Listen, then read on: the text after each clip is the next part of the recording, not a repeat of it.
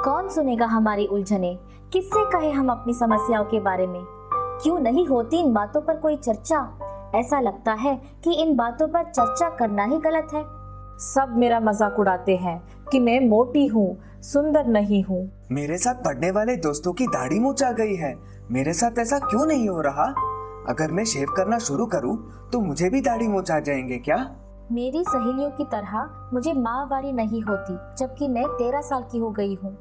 क्या मुझ में ही कुछ कमी है? खून के दाग छुपाओ तो कैसे, स्कूल में शर्म आती है।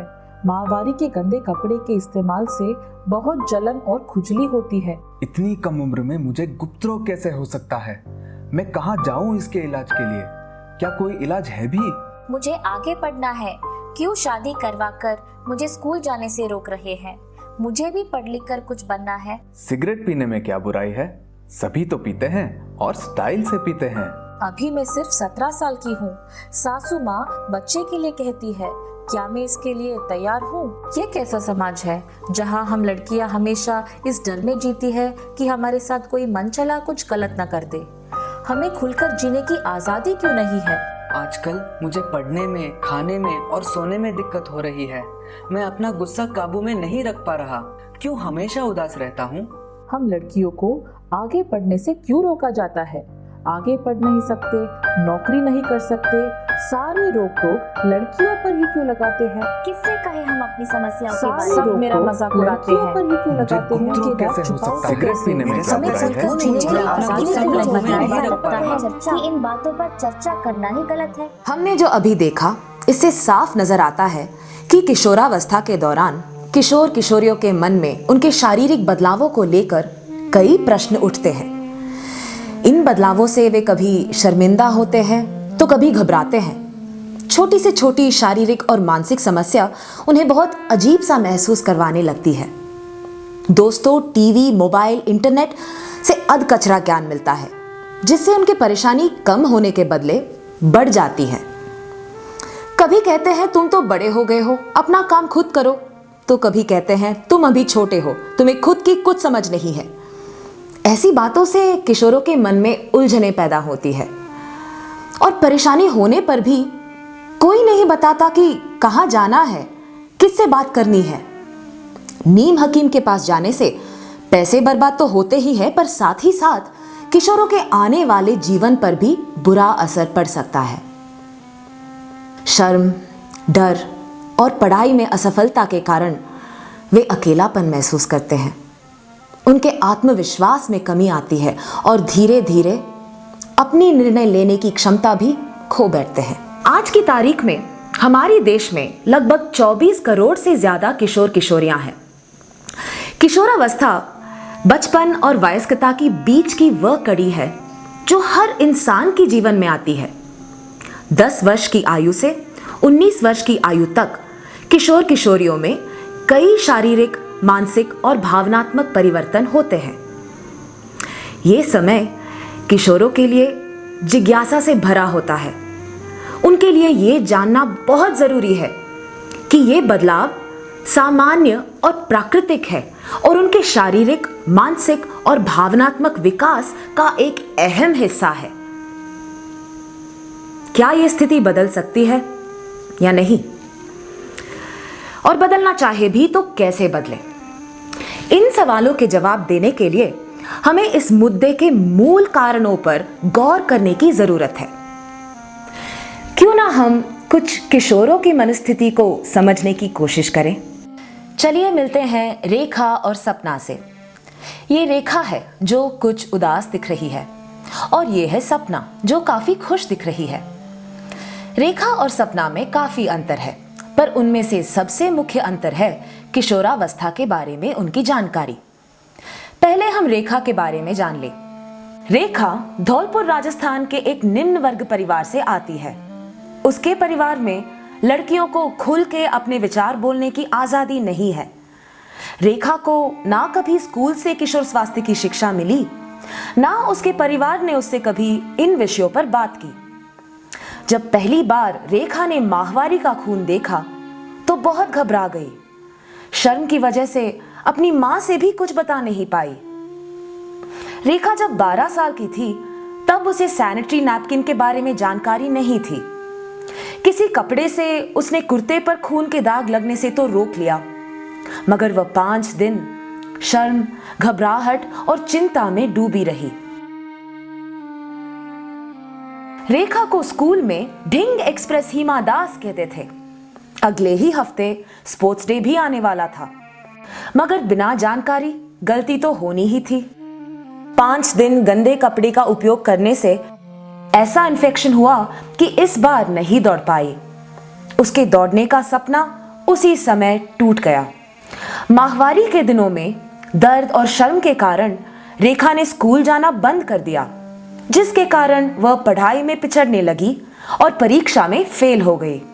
फेल होने की वजह से घर वालों ने स्कूल से उसका नाम कटवा दिया। अब वह ज्यादा वक्त घर में ही गुजारने लगी, तो घर वालों ने 15 साल की उम्र में उसका बाल विवाह करवा दिया। रेखा की आस थी कि शादी के बाद शायद उसके पति की मदद से वह अपनी पढ़ाई जारी करे, पर रेखा के 18 साल के पति में निर्णय लेने की क्षमता ही नहीं थी। उसके माता पिता को पोते की आस थी और वे रेखा के पढ़ने या नौकरी करने के बिल्कुल खिलाफ थे। पढ़ाई तो छूटी, सपने तो टूटे ही थे, पर साथ ही साथ एक ही साल में रेखा गर्भवती भी हो गई। रेखा और उसके पति को किशोरावस्था में गर्भधारण के खतरे के बारे में पता नहीं था, ना ही उनके पास गर्भधारण को रोकने की किसी उपाय की जानकारी थी। कहाँ जाएं, क्या करें, क्या खाएं कि गर्भधारण को रोका जा सके। डर और शर्म की वजह से रेखा किसी से भी कोई बात नहीं कर पाई। रेखा अभी बच्चा पैदा करने के लिए शारीरिक या मानसिक रूप से पूरी तरह तैयार नहीं थी और उचित पौष्टिक आहार भी नहीं खाती थी, जिसकी वजह से वह गर्भावस्था के बाद बहुत कमजोर हो गई। ज्यादातर उदास रहती थी, अकेलापन महसूस करती थी। यौन प्रजनन स्वास्थ्य की जानकारी की कमी से रेखा और उसका पति न केवल शारीरिक और मानसिक रूप से पीड़ित थे, बल्कि आर्थिक रूप से भी बच्चे की देखभाल करने के लिए तैयार नहीं थे, जिसकी वजह से रेखा और उसका बच्चा अक्सर बीमार पड़ते थे। रेखा बस हमेशा उदास रहती थी। क्या सपना के जीवन में भी ऐसा ही कुछ हुआ होगा? चलिए देखते हैं सपना की कहानी। सपना का परिवार कुछ अलग है, जहां लड़कियों को लड़कों के समान देखा जाता है। सपना अपने परिवार से किसी भी विषय पर बात कर सकती है। सपना को अपने स्कूल में किशोरावस्था की शिक्षा एक एनजीओ के कार्यक्रम के द्वारा मिली थी। एनजीओ के उन सत्रों से सपना ने किशोरावस्था से संबंधित विषयों के बारे में जानकारी हासिल की, जैसे यौन प्रजनन स्वास्थ्य, पोषण, लिंग आधारित हिंसा, गैर संचारी रोग, नशीले पदार्थ का दुरुपयोग और मानसिक स्वास्थ्य। परिणाम ये हुआ कि सपना माहवारी होने से पहले ही मानसिक रूप से उसके लिए तैयार थी और उसने खुद की साफ सफाई, कपड़े की साफ सफाई और सैनिटरी नैपकिन के इस्तेमाल के बारे में भी जान लिया था। उसने अपनी माँ से सब कुछ खुल के बताया और उसकी माँ भी इस शिक्षा से सहमत हुई। पौष्टिकता पर ध्यान देते हुए सपना ने अपने स्कूल में न केवल पढ़ाई पर ध्यान दिया, बल्कि खेल कूद में भी भाग लेती रही। किशोर स्वास्थ्य से संबंधित कार्यक्रम ने उसके आत्मविश्वास को बढ़ावा दिया, जिसकी वजह से उसने अपनी पढ़ाई पूरी करने एवं विवाह के कानूनी उम्र होने तक शादी ना करने का फैसला किया। शादी को टालने के बाद सपना ने अपने लक्ष्य को प्राप्त करने में अपनी सारी मेहनत लगाई। पढ़ाई पूरी होने के तुरंत बाद उसके परिवार ने उसे शादी करने के लिए मजबूर किया। सपना मान गई, लेकिन उसने निडर होकर अपने होने वाले पति से उसकी बीएड करने की इच्छा जताई। बीएड पूरी होने तक पढ़ाई को बाधा ना हो, इस कारण गर्भ निरोधक का इस्तेमाल करने के बारे में अपने पति को समझाया। आज वो एक स्कूल में टीचर बनी है। उसका सपना है कि आगे चलकर वो बड़ी से बड़ी तरक्की करे। अपने खाली समय में अपने आसपास के बच्चों को उनके स्वास्थ्य संबंधित जानकारी भी देती है। सही समय पर सही जानकारी मिलने के कारण सपना ने अपनी कठिनाइयों का डट के सामना किया, जिसका परिणाम स्वरूप आज वह एक सुखी जीवन जी रही है। ऐसा नहीं कि किशोर स्वास्थ्य की समस्या सिर्फ लड़कियों में होती है, लड़के भी बराबर ही इन उलझनों से जूझते हैं और उन्हें भी कोई बताने वाला नहीं होता। स्कूल में किसी से पूछने से डरते हैं और घर वालों से बात करने में झिझकते हैं। ये पंकज है।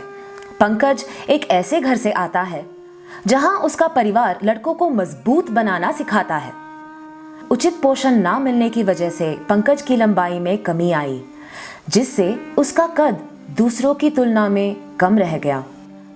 पंकज को जब बच्चों ने छोटा चेतन कहकर चिढ़ाना शुरू किया तो वह मायूस रहने लगा।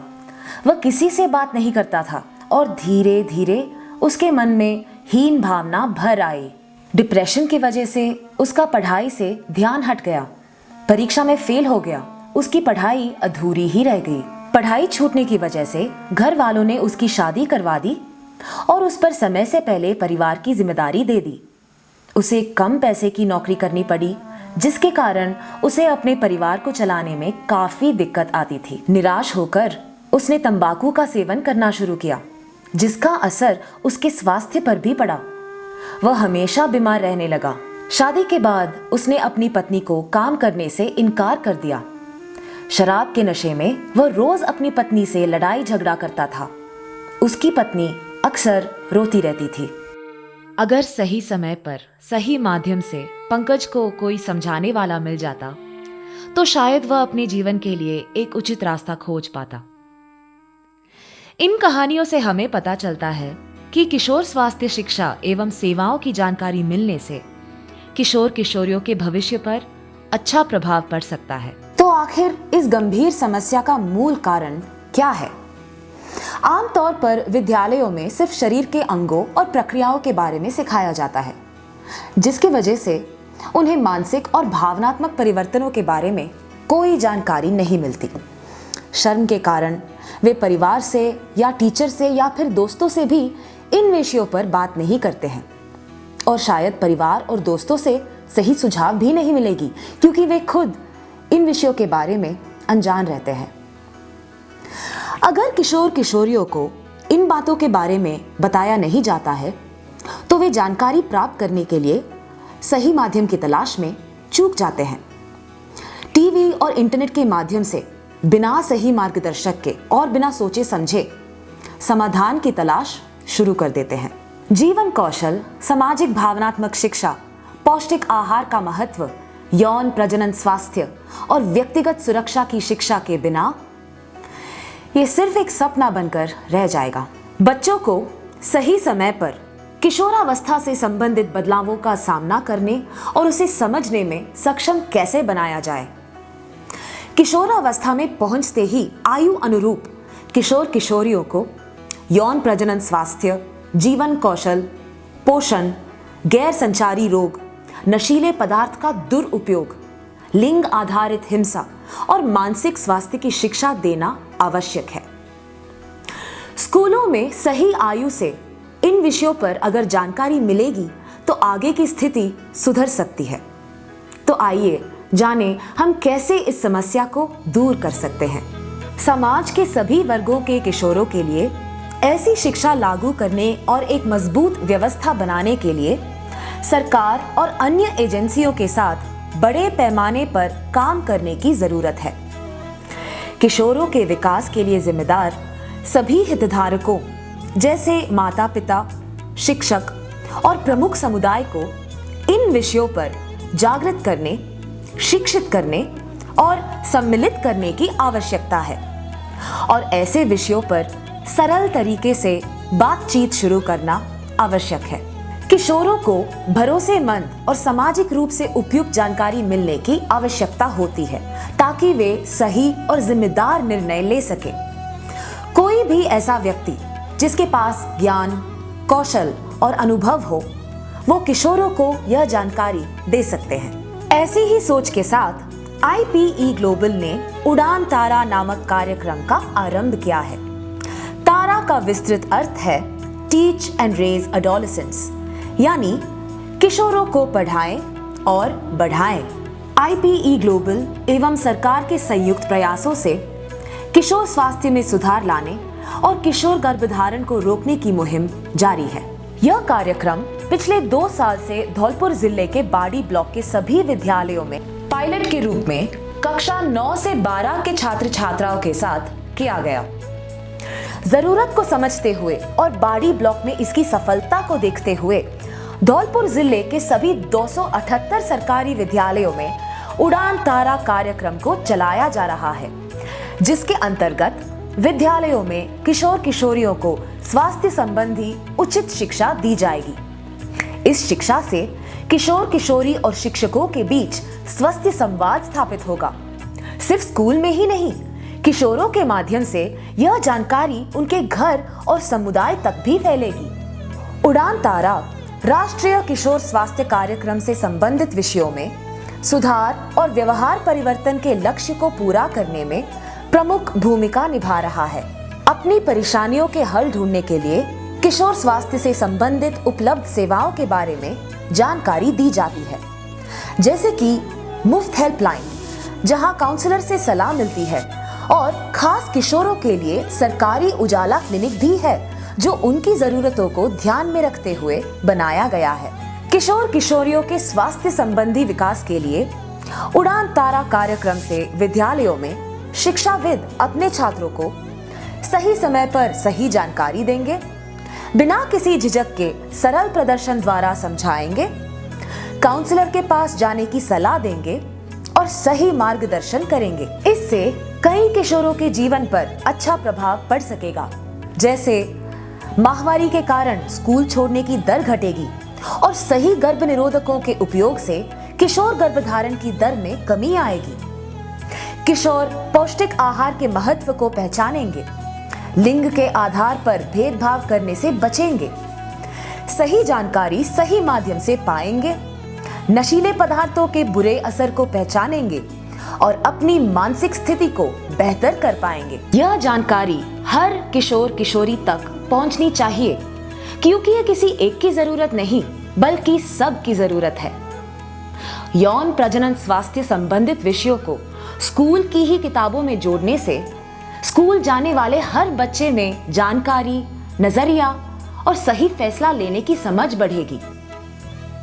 कौन नहीं चाहता कि किशोर किशोरी उनके सुरक्षा और स्वास्थ्य के बारे में और जानकारी पाएं, सुरक्षित और असुरक्षित रिश्तों को पहचानें, उनका आत्मविश्वास बढ़े, अपनी शिक्षा पूरी करें और उनकी कमाई की क्षमता बढ़े।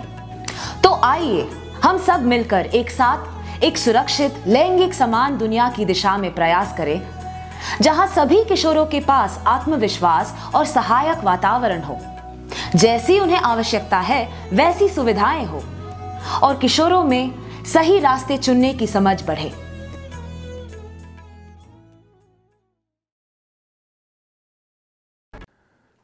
धौलपुर जिला दक्षिण पूर्व राजस्थान का एक पिछड़ा जिला है। सामाजिक और आर्थिक इंडिकेटर्स में बहुत पिछड़ा हुआ है और इसी के कारण से पूरे भारतवर्ष के 117 जो एस्पिरेशनल डिस्ट्रिक्ट हैं उसमें शामिल हैं। जेंडर रेशो यहाँ का बहुत एडवर्स है और सामाजिक आर्थिक परिदृश्य से भी काफ़ी पिछड़ा हुआ है। हम लोगों ने आईपी ग्लोबल के साथ, जो कि शिक्षा और स्वास्थ्य के क्षेत्र में काम कर रही है, विचार विमर्श किया। किशोर अवस्था के 10 से 19 वर्ष के जो बच्चे हैं, कुल मिला के टोटल पॉपुलेशन का 22% हिस्सा है। एक बहुत बड़ी नाजुक स्थिति होती है किशोर किशोरियों की, और शारीरिक परिवर्तन, मानसिक परिवर्तन के दौर से गुजर रहे होते हैं। कई प्रकार की उत्सुकताएं होती हैं, इस बात के पूरे अवसर होते हैं कि वो कई प्रकार के स्थितियों में भ्रमित हो सकते हैं। और इसको देखते हुए ये महसूस किया गया कि उनको सही समय पर सही जानकारियाँ हेल्थ एंड रिप्रोडक्टिव हेल्थ के बारे में दी जाए, और इसको देखते हुए इस कार्यक्रम के संचालन पर विचार विमर्श किया गया। इसके अलावा बाल विवाह भी एक कटु सत्य है, एक हकीकत है। क्योंकि सामाजिक आर्थिक रूप से लोग पिछड़े हुए हैं, तो बच्चों को कम आयु में विवाह करने की एक प्रवृत्ति है, और इसकी वजह से एनीमिया, कुपोषण, लिंग आधारित हिंसा, असमय मृत्यु, कई प्रकार की समस्याओं के उनके ग्रसित होने के अवसर रहते हैं। विचार विमर्श के दौरान ये आया कि आखिर में इस समस्या को कैसे सुलझाया जाए। हम लोगों ने महसूस किया कि इसके लिए विद्यालय एक सबसे बढ़िया मंच है, क्योंकि विद्यालय में बच्चों और शिक्षकों में एक संवाद रहता है और बच्चे आसानी से अपनी बातों को शिक्षक के माध्यम से उसका सॉल्यूशन करा सकते हैं। पर शिक्षकों को भी इसके लिए ट्रेनिंग देने की आवश्यकता थी। इसको देखते हुए और ये महसूस करते हुए कि सोशल मीडिया के इस युग में बच्चे इस पर निर्भर बनते जा रहे हैं और उनके भी यौन रूप से सक्रिय होने की अवसर हैं, हम लोगों ने ये निर्णय किया कि एक उड़ान तारा कार्यक्रम का यहाँ संचालन किया जाए, जिसमें बच्चों को सभी प्रकार के जो कंपोनेंट्स हैं उन पर जानकारी दी जाए, उनको विशेष रूप से उनके यौन एवं प्रजनन स्वास्थ्य, पोषण, लिंग आधारित हिंसा, मानसिक स्वास्थ्य और कई प्रकार के गैर संचारी रोग, नशीले पदार्थों के उपयोग, उस पर उनको जानकारी दी जाए और ताकि वो एक स्वस्थ नागरिक के रूप में विकसित हो सकें और कई प्रकार की जो दिग्भ्रमित होने की संभावना है उससे बच सकें। इसी कार्यक्रम के तहत अभी तक धौलपुर में स्टेट लेवल पर 25 मास्टर ट्रेनर्स को ट्रेनिंग किया गया है और डिस्ट्रिक्ट लेवल पर 540 ट्रेनर्स को ट्रेनिंग किया गया है और हम लोगों ने सेकेंडरी और सीनियर सेकेंडरी स्कूल के करीब 540 टीचर्स को करने के बाद 282 स्कूलों में इस का कार्यक्रम में संचालन किया गया है। इसके अलावा हम लोगों ने ये भी महसूस किया कि इस कार्यक्रम के तहत जो हमारे प्राइवेट स्कूल्स हैं और जो सरकारी स्कूलों में जो बाकी महिला टीचर्स हैं उनको भी इस कार्यक्रम के दायरे में लाया जाए। हम उम्मीद करते हैं कि हम कम से कम 2500 टीचर्स, महिला टीचर्स को भी इसमें प्रशिक्षित करेंगे, क्योंकि महिला होने के नाते वो बेहतर संवाद उनके साथ स्थापित कर सकती हैं और अपने आसपास के वातावरण में, आसपास के स्कूल में, अन्य में जानकारियाँ प्रदान कर सकती हैं। तो मैं उम्मीद करता हूँ कि इस कार्यक्रम को हम व्यापक तौर पर एक जन आंदोलन के रूप में परिवर्तित करने का मान सकते हैं। इसी प्रकार से 6ठी से लेकर 8वीं तक के जो बच्चे हैं उन बच्चों को भी एक बेसिक जानकारी देने का एक हमारा मकसद है। इसके लिए हम लोगों ने आईपी ग्लोबल से चर्चा की है, उन्होंने सहमति दी है और हम उनके सहयोग से तथा बेटी बचाओ बेटी पढ़ाओ आंदोलन का जो हमारा प्रोग्राम है उसके तहत हम इस कार्यक्रम को संचालन करने की मंशा रखते हैं। मैं आप सभी से योगदान अपील करता हूं कि कृपया इस कार्यक्रम के सफल संचालन में अपना योगदान प्रदान करें ताकि किशोर किशोरियों को शिक्षित कर सकें, उनके भविष्य को हम उज्जवल और बेहतर बना सकें। शुक्रिया, धन्यवाद।